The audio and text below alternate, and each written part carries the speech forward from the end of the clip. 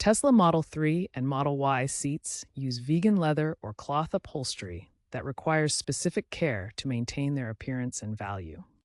Protecting your seats involves three key areas: seat covers, regular cleaning, and proactive stain prevention.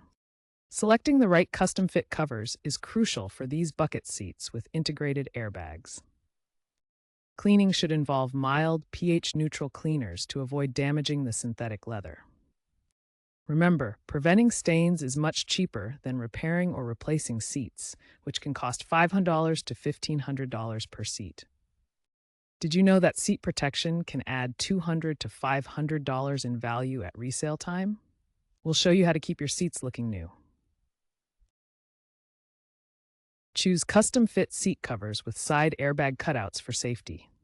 Materials range from durable neoprene to breathable mesh. Popular brands include WeatherTech and Caltrend.